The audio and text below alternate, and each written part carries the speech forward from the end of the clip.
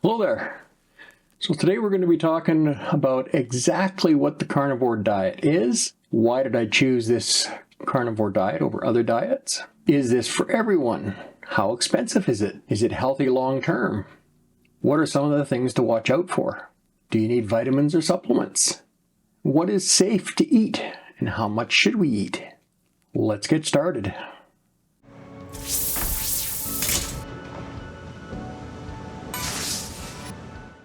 Well, welcome back. This is Fuzzy Road to Health, and I'm Fuzzy D. So first, before we get going here, I'm going to read off a disclaimer. At some point I'll have this memorized, but right now I'll have to read it to you. I am not a doctor or medical professional of any kind. I'm just a person who has struggled with health issues my entire life. Hundreds of hours of research and experience have taught me how to heal the supposedly unhealable. So what exactly is the carnivore diet? And why is it different from other diets? Well, the carnivore diet is essentially animal products only. So no grains, no vegetables, no oils, no sugars. When I say no oils, I mean no vegetable oils or seed oils, any type of hydrogenated oil. There are some non-animal fat oils that some people use. I've discovered I'm allergic to olive oil, so that one's out for me. But avocado oil and coconut oil are sometimes used. But I would recommend, if you're needing some type of extra fat, to fry food in or whatever, I would stick with tallow or lard, possibly suet, or butter or ghee. Those are your best options.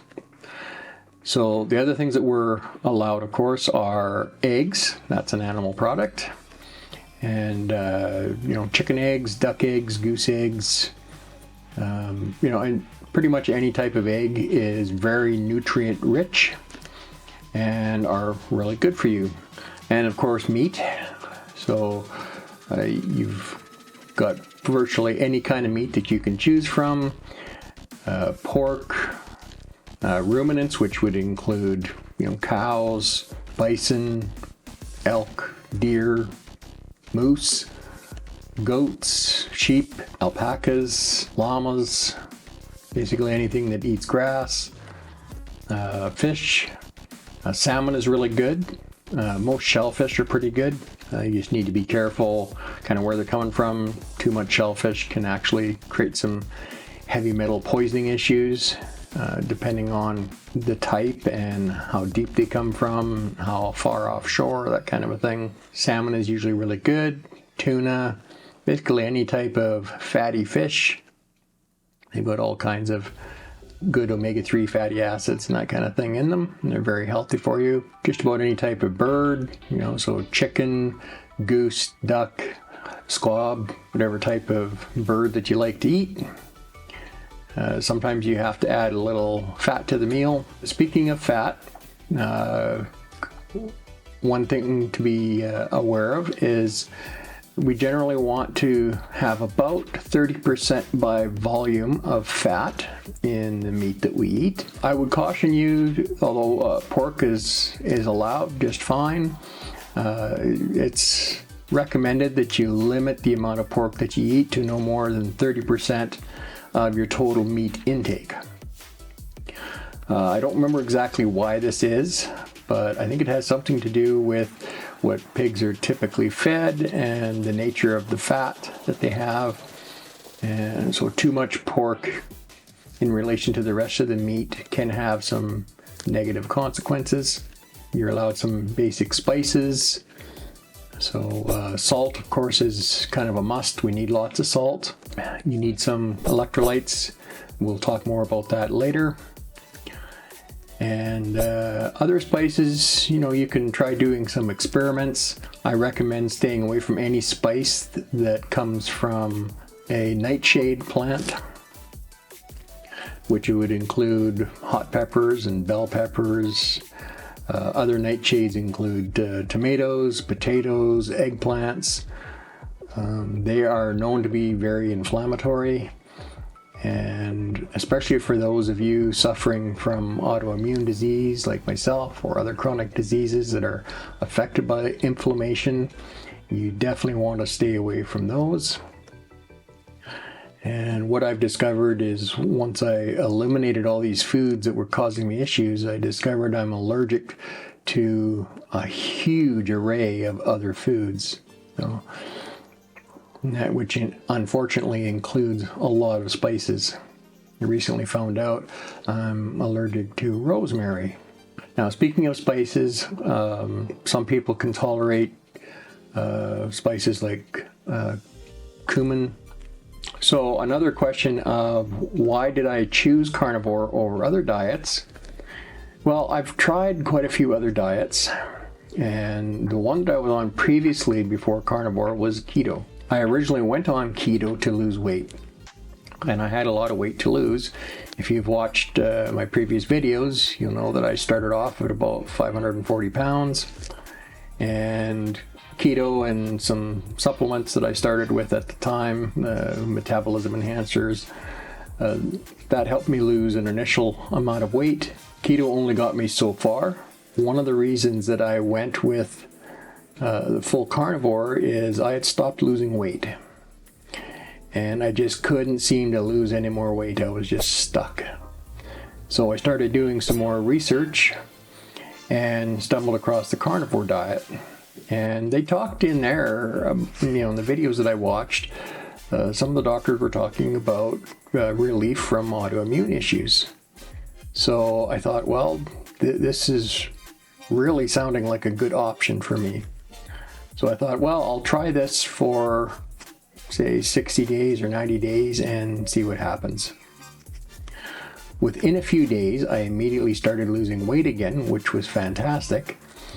Now, I did suffer the carnivore flu, which is common for people if you transition very quickly into carnivore. They actually recommend that you should transition slowly over a 2 or 3 week period, increasing your meat and fats and reducing the other foods that you're eating. That's just not really my personality, so I dove in with both feet and I suffered for it. So, I had probably 10 to 14 days of some really nasty headaches and flu-like symptoms and a lot of diarrhea until my body became fat adapted. Now, I'm pretty sure that the really severe headaches were coming from going off of sugar, because even though I was keto, I'd been eating probably a lot more sugar than I should have been. And the other foods that I was giving up, I think it was releasing toxins into my system. So it took me a couple of weeks to get good over the headaches and the real nasty cravings for sugar and that type of thing. But once all that went away, I wasn't concentrating on, having the nasty headaches and feeling like really, really terrible. All of a sudden I noticed that, hey, all the pain in my joints and hands has gone away. I thought, I have osteoarthritis. And I was pretty shocked, and I used to get a lot of pain in my neck and numbness down into my hands, and that was all starting to go away. And in a fairly short period of time, I noticed a lot of my other autoimmune issues started going away. Now, if you want more details on all the autoimmune issues that I have, if you check out my channel trailer video, that's the first video, and I kind of talk about a lot of that stuff and some of the really amazing things that happened in the first little while on the diet. So I've been on this diet for just a little over 3 months now. Actually, this coming Monday will be 13 weeks. I'm losing weight at a fairly steady pace. There's a few ups and downs. Maybe I'll have too much fat with a couple of meals, and then that'll stall my weight loss. The other thing is I just started doing a bit of a workout. It's actually a kind of an organized program. There's like a whole group of us that participate. We've got a couple of people that lead us through the exercises through Zoom. so we can do it in our own home. And these are qualified individuals who are running this. We did like a whole assessment and everything ahead of time. But one of the side effects when you start working out a bit is, especially in my case, because of being bedridden for 10 years, my muscles had mostly wasted away. So even though I'm still losing fat, when I'm doing workouts and stuff, I gain weight because muscle is much more dense than fat. So one of the things that a lot of people kind of worry about that have had weight issues for a long time is we kind of live and die by what's happening with the weigh scale. And we have to not be so sensitive to those kind of issues when we're starting to get more active in doing things. So, don't panic if you stop losing weight for a few days. As long as your body continues to reshape, that's completely normal and as it should be. One thing that I want to mention is a lot of people, they are really concerned about the medical possibilities. They've been taught all their life all these things about nutrition, that if you eat too much meat and too much fat, it's going to give you heart disease, it'll kill you, and all these kinds of things. And the thing to remember is that most of what we've been taught about nutrition is just completely wrong. And a lot of it is based on, unfortunately, corruption and lies. And it's been this way for many decades. And, the big food companies and the big agriculture businesses and the medical system and the pharmaceutical companies, they all have a vested interest in keeping things the way they are because they make money when people stay sick and they can treat them long term. So they have no interest in finding the underlying root causes of disease and curing it. They don't want that. Now, I know when doctors start out that, they don't mean to be doing that, but they're being put into a system that is geared for that to happen. And it's just kind of, unfortunately, the way it is. So if you're suffering from chronic disease, even cancer, autoimmune disease, diabetes, these types of things, there is a way to be healed and reverse all of that. And that's with the carnivore diet. If you start looking at the community and getting into this, you're going to find that there are literally thousands upon thousands of people that are reversing these incredibly serious medical conditions. This is some of the benefits of the carnivore lifestyle. So is this diet for everyone?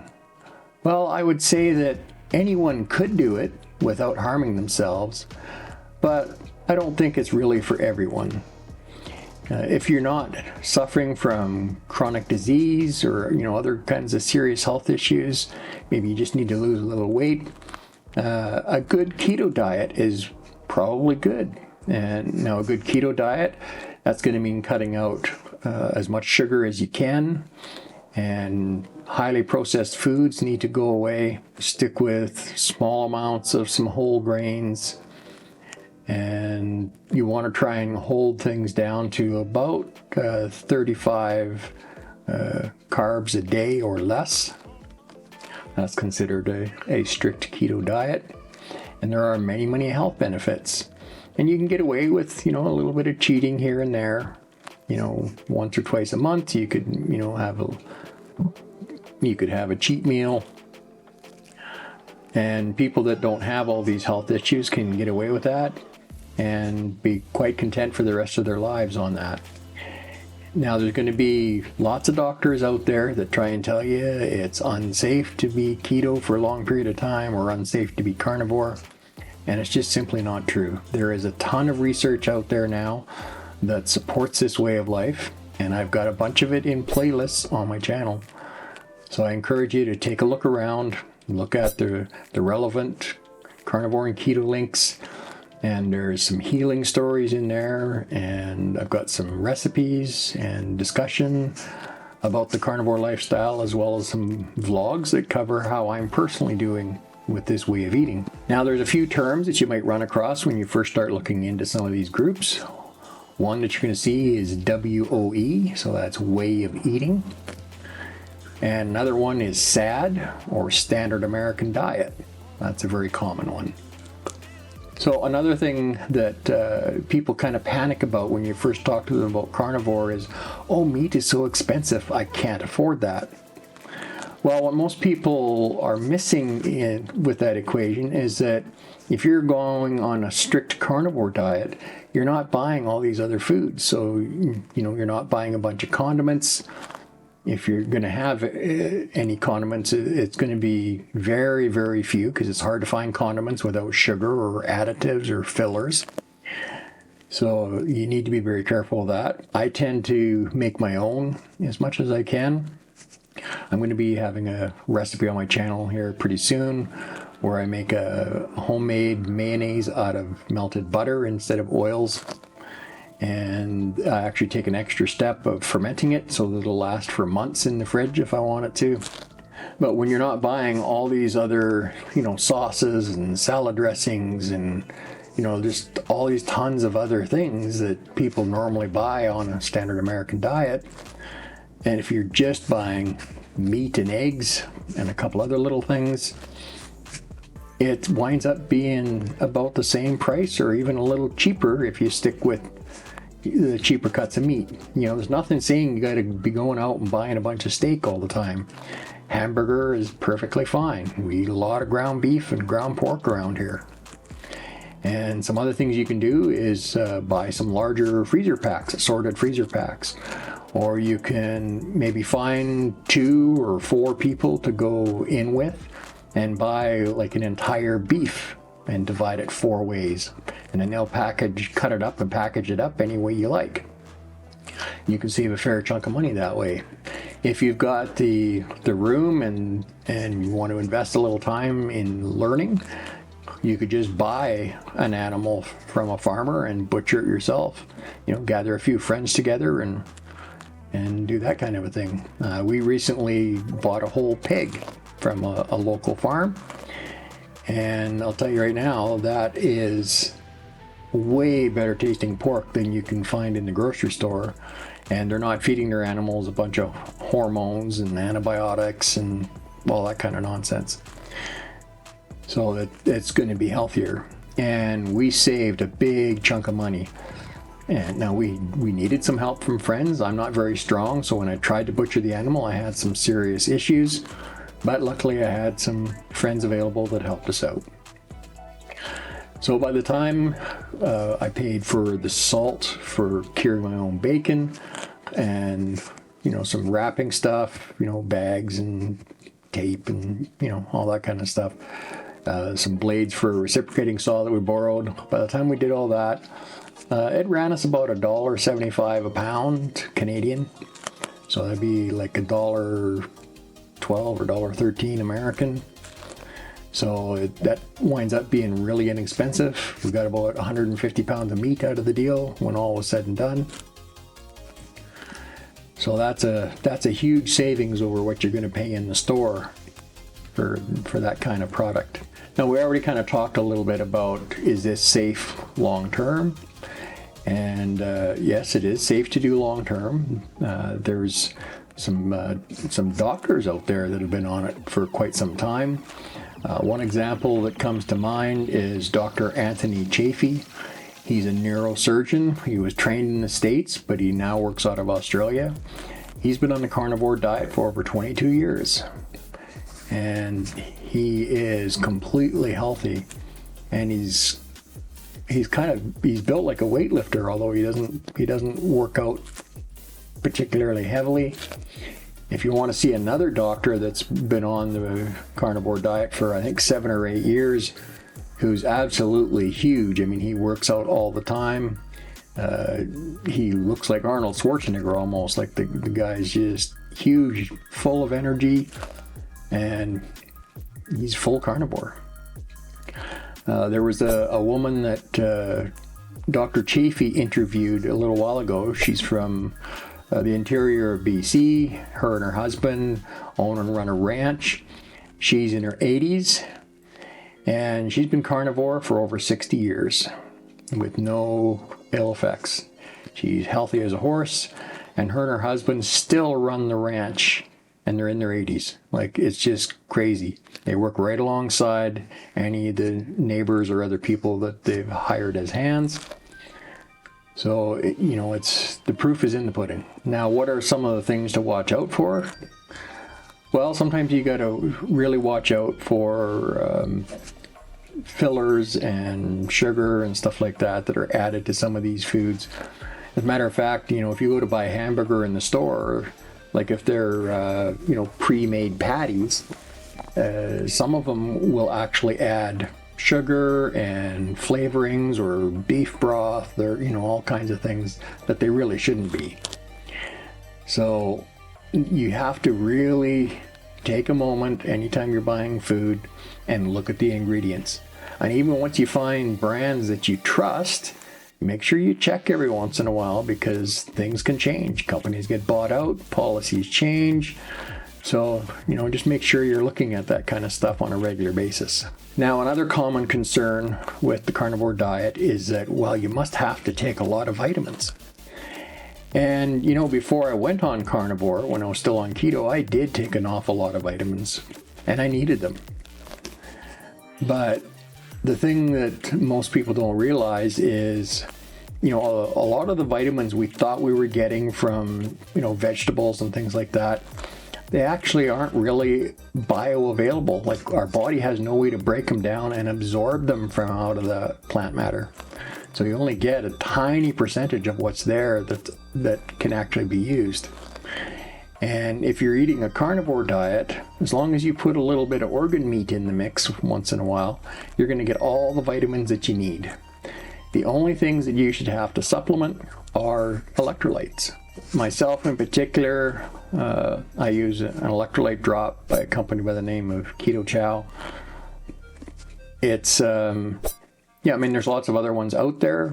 I find it does the job. It's got some trace minerals that a person can find a benefit from, and it's reasonably priced. If you look at a previous video that I just did, where I kind of go over all of this, and I go over the last test results from my blood work, that kind of thing. So make sure you take a look at that video. It's one of my more recent vlog videos. If I can remember, I'll leave a link down in the description for these videos I've been mentioning. The other thing to be thinking about is if you've got a specific medical condition that isn't something that is going to be completely cured by carnivore, you might need to supplement something with that. Now, for instance, I've got some thyroid issues, so I take potassium iodide drops. The brand I use is Trophic. There'll be links for that down in the description as well. And I started off with a drop a day. It wasn't quite enough. I went to 2 drops a day. Still wasn't quite there. So now I'm taking 3 drops a day, and my thyroid levels are just fine now. And there's usually a natural product out there that will help with most deficiencies that you might have, if it's not being taken care of by the carnivore diet. Now, just a last word about safety or other things to be concerned about. Really, you know, when you first start this diet, you should try and eliminate everything except animal products and salt.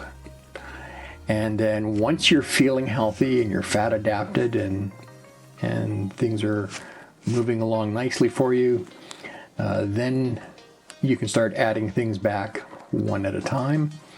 Add them back for a couple of weeks, make sure there's no reaction to it, and then that can become a permanent part of your diet. A quick word about weight loss. If you're doing this for weight loss, there are a couple other things you can do that are beneficial. When I first started, I ate 2 meals a day within a 6-hour window, so that I was getting an 18-hour fast every day. So it's called intermittent fasting. That helped really kind of jumpstart my weight loss. Once I became fat adapted and was a little further into the diet, I stopped losing weight again temporarily.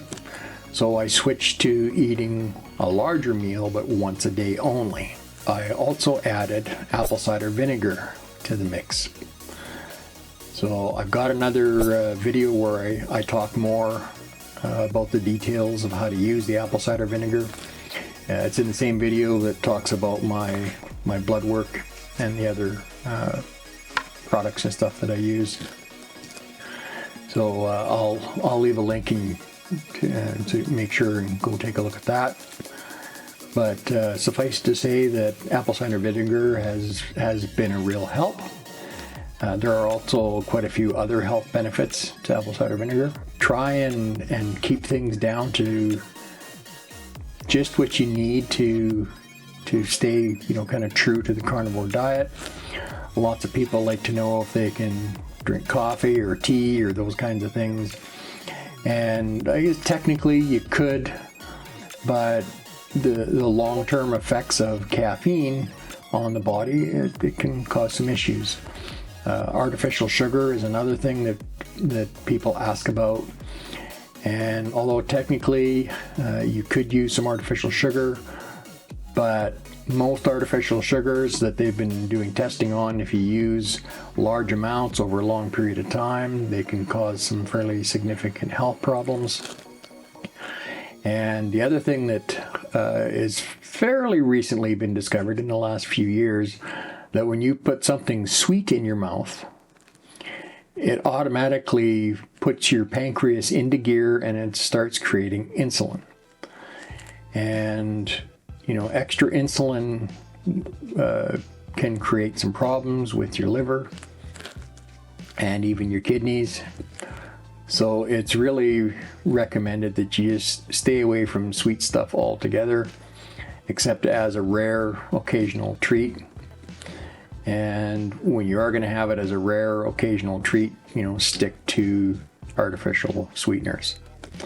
If you absolutely have to have something that's real, a little bit of honey. There's actually some health benefits to honey when used sparingly. Honey is also a great topical agent for infections. So a lot of people, if they get a cut that gets infected, instead of taking antibiotics, you can actually just rub some honey on it. It's got to be raw honey from a beekeeper, not pasteurized honey from the store. Pasteurization kind of kills that effect of it. So make sure if you're going to do that, get some raw honey. Some other supplements you can use if you get sick is you can use a tincture made out of medicinal mushrooms.